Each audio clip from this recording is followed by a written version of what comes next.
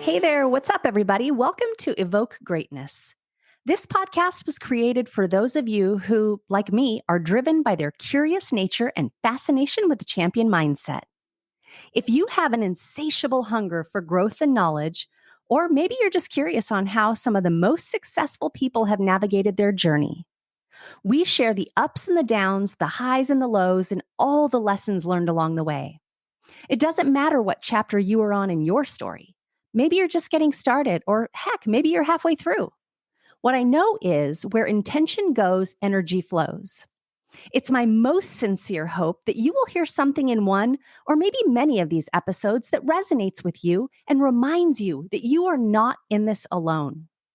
As we venture into year 2, I hope that you find a sense of connection and community when you're here, because we all deserve a place where we belong.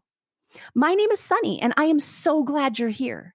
If you're new, there's a few things you want to know about me. I am a huge book nerd and a wee bit of a control enthusiast with an obsession for motivational coffee cups.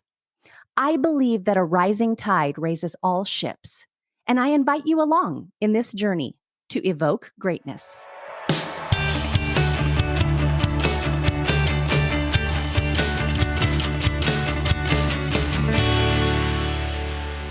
As promised, we are hopping back into part 2 of Daring to Lead with my guest, Josiah Pledl. We're going to talk through the clear framework for utilizing emotional intelligence in your interactions and why curiosity isn't just for the curious, it's a leadership superpower.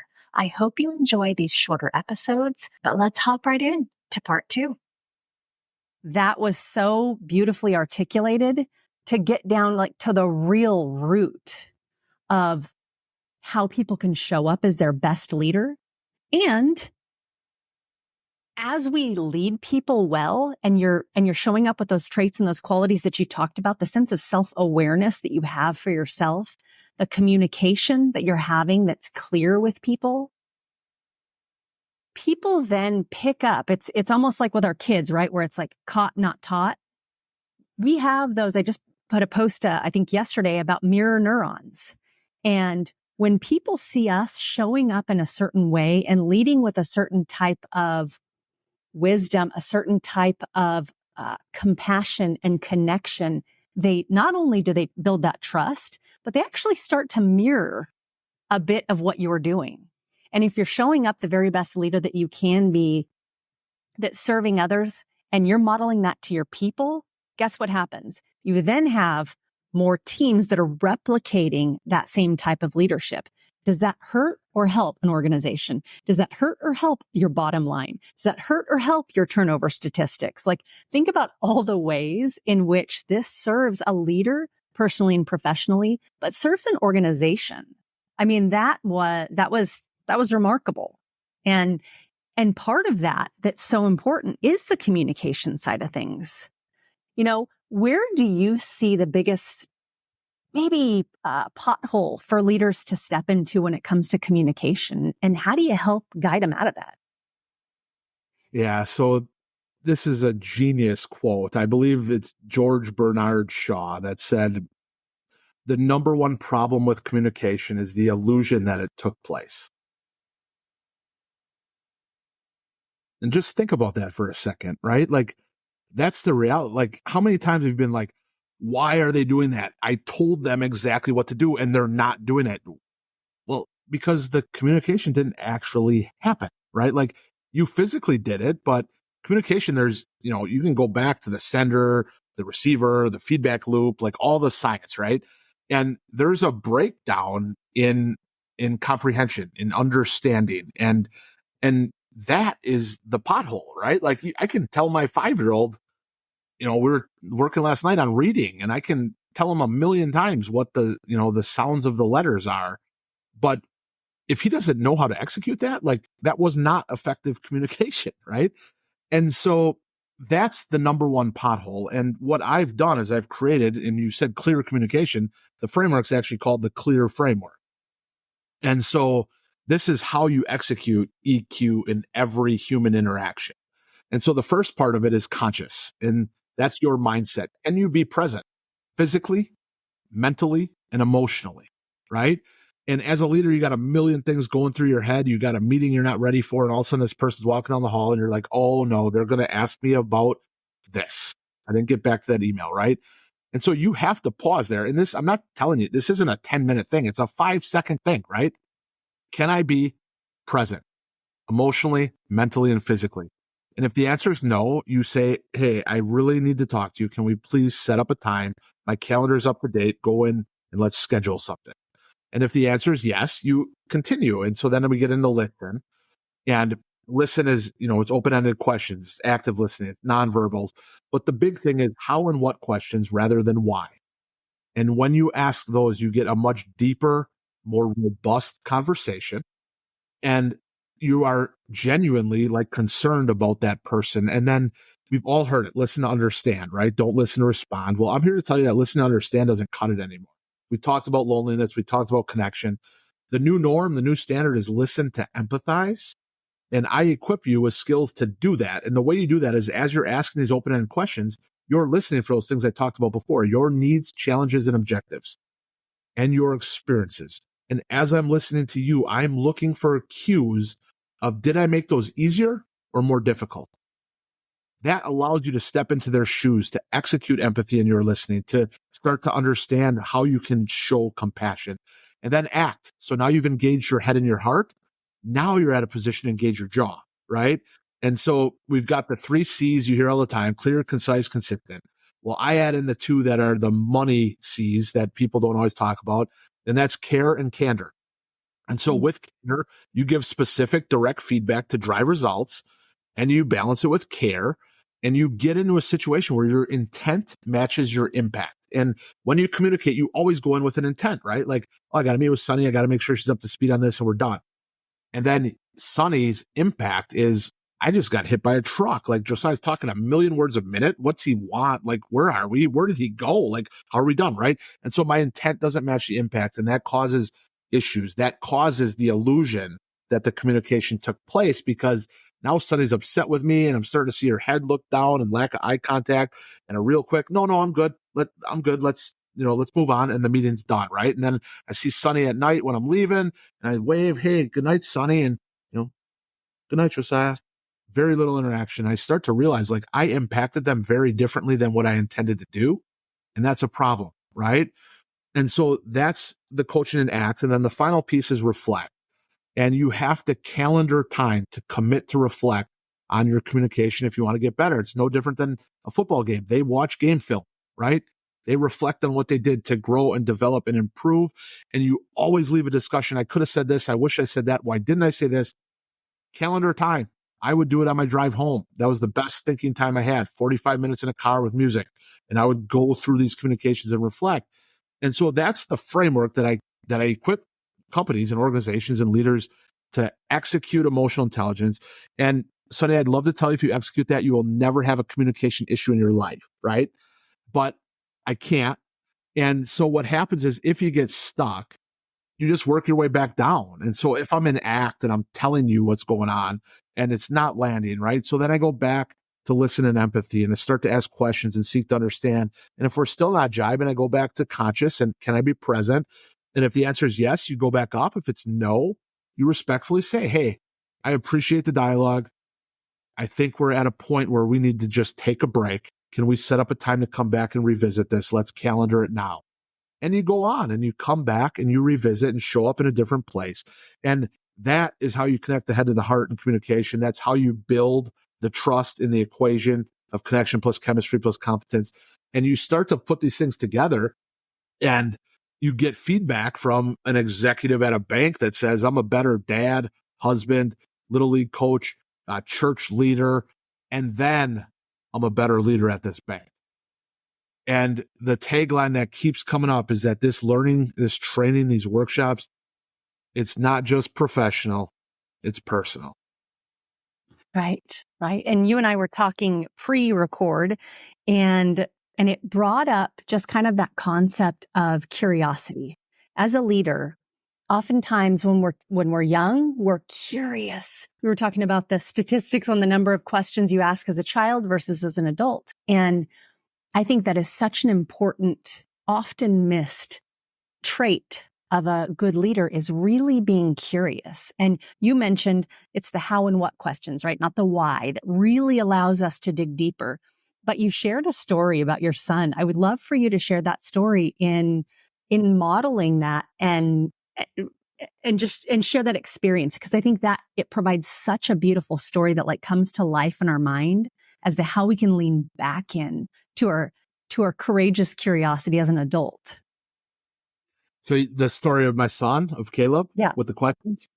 Yeah. Yes. So, all right. So curiosity is the superpower of leadership. It's the superpower of life. And I absolutely believe that. I don't care what the challenge is. If you want to solve it, get more curious, whether that's customer service, whether it's marketing, whether it's sales, whether it's coaching people, whether it's conflict resolution, whether it's communication. And curiosity is a trait. You can build a career on it. You can build a life on it. You can build a business on just that. And so we talk about the how and what questions, and my kids are super invested in my business. Caleb's 5, Kendall, we call her Kenny's 3. And they help, they want to be involved. And so it was one night, Caleb says, Dad, can we record one of your videos? And I said, yeah. And so I turned it on and showed him what was going on. And he said, all right, I'm going to ask you a question. And it was unscripted. And I just recorded it. And he was asking me about football and then about soccer and then about what a goalie does and what a quarterback does, and asked me about how I like coaching and how many teams did we beat. And I had done a post on LinkedIn about the power of asking good questions. It's if you want better answers, ask better questions, right? And it was all about how and what. And so I went back that afternoon as I was reflecting on all the comments and the engagement and looked at this video with Caleb, and they were all how and what questions, just naturally. That's the natural curiosity. And the research that you mentioned before is there was a study out of England, average kid 3 to 5 years old asks almost 400 questions a day. The adult asks an average of 14 questions a day. And so we lose that natural, just like unbridled curiosity of a child as we get older.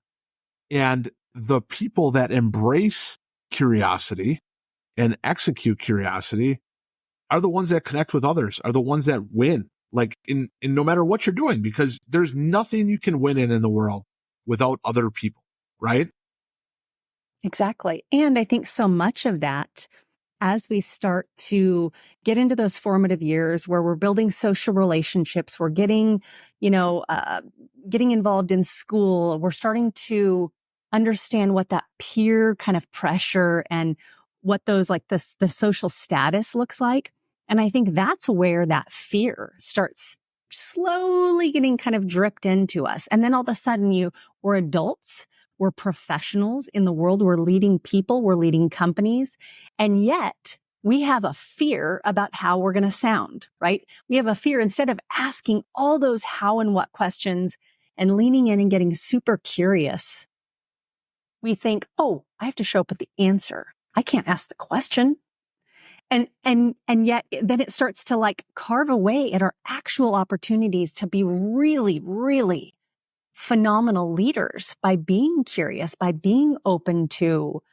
And so, it's like each of us, if we can tap back into that 5-year-old that was so curious about why the sky's blue and how does this happen and what happens next, we can kind of get back to that sense of wonder. And I would challenge everyone on this, because as many people, as want to say, oh no, I show up fully curious, challenge yourself.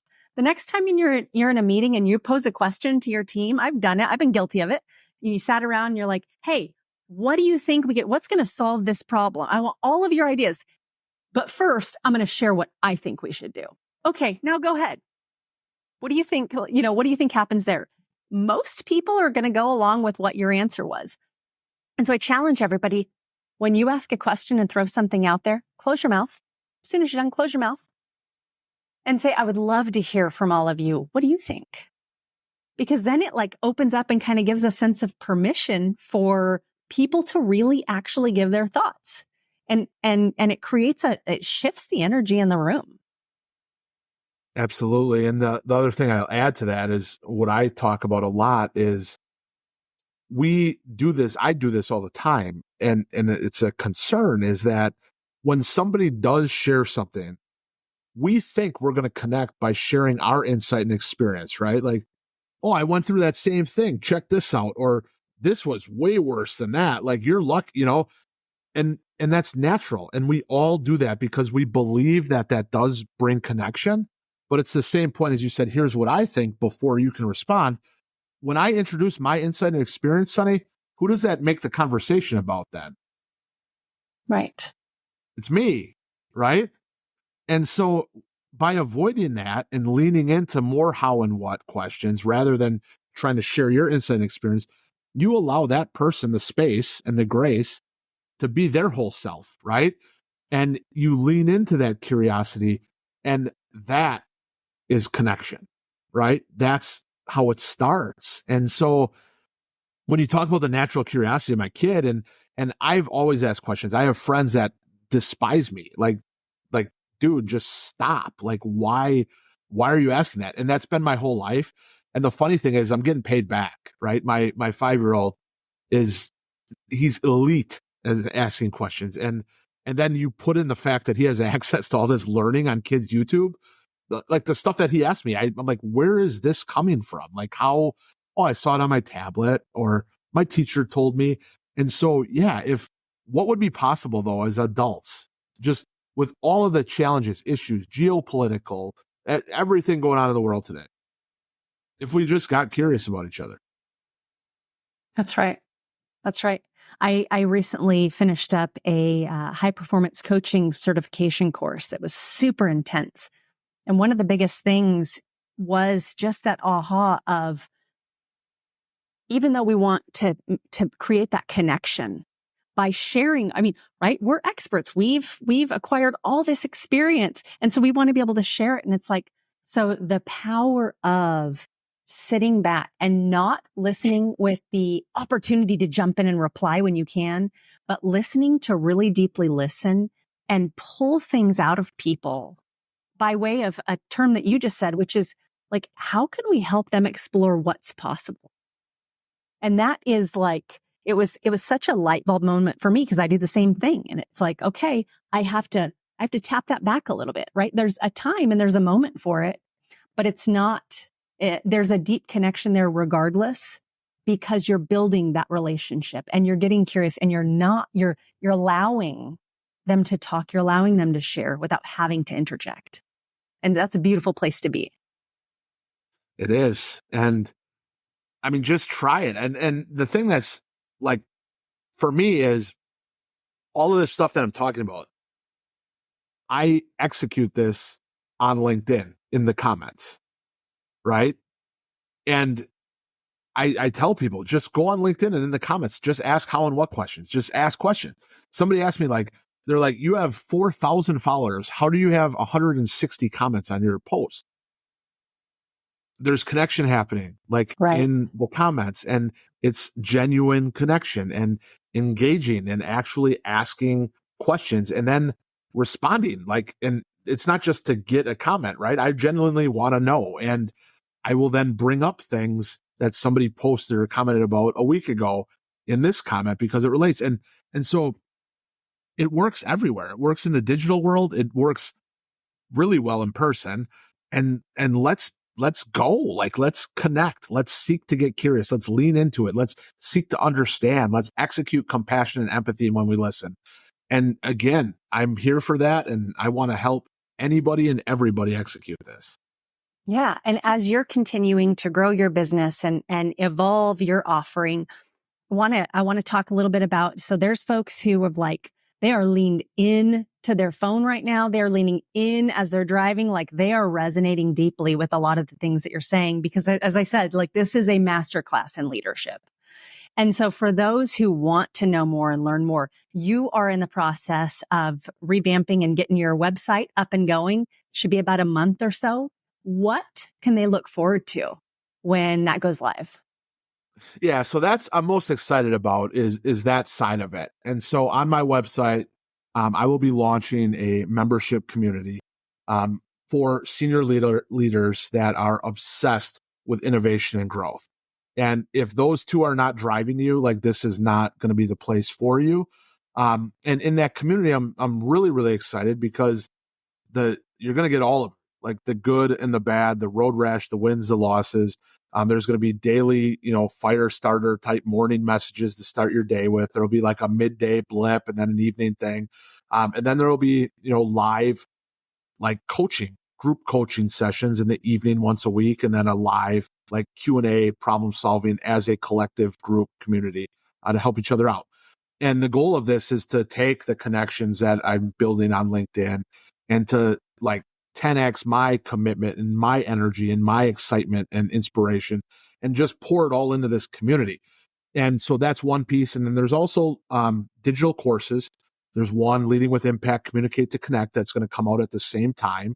And then there will be other digital assets, journals, gratitude journals, things around mindset, things around communication that will be for purchase as well. And so that's the side I'm most excited about, is impacting you and others one-on-one.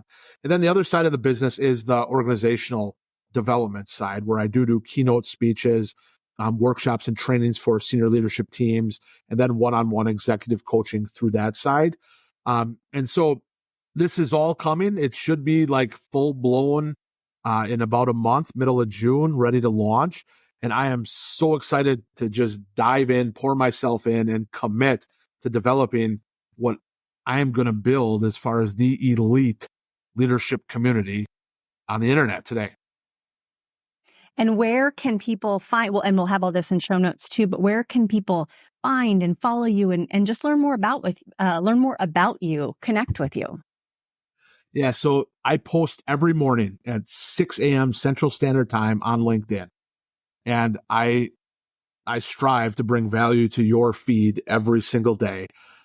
It's leadership development stuff. It's mindset stuff. It's personal, a little bit about who I am and what's going on in my world. That comes more on the weekends when it's a little bit more chill. But there is a ton of content that you can go back for months, every day of posting around leadership, around different topics and in like leadership and how it relates to today's world. And so please follow me on LinkedIn. You can check out the posts every day. The real value is not in my posts, but in what happens in the comments section, where there's access to some of the most brilliant minds I've ever encountered. And that's, being shared freely in the comments. And so please follow. You can hang out, watch. You can jump right in and enjoy and take advantage of all of the insight and wisdom that shows up every single day on that platform. And I'll tell you this, LinkedIn is as powerful as you choose to make it.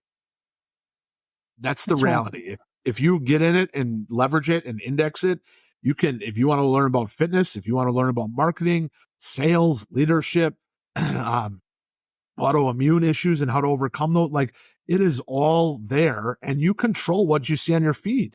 What you engage with is going to be on your feed more. And if you don't like somebody, you can exit and don't follow them. Right. And so it's an unbelievable resource for your learning, development, growth, and your connections, but it's up to you. You decide how powerful you want it to be.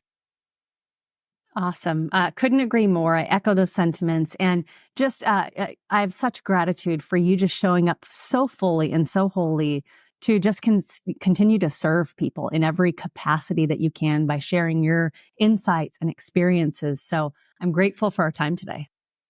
Thank you so much, Sunny. I've had a blast, and please reach out if you have any questions, and let me know, Sunny, if there's anything I can do to help you as well. Appreciate you. All right. Have a day.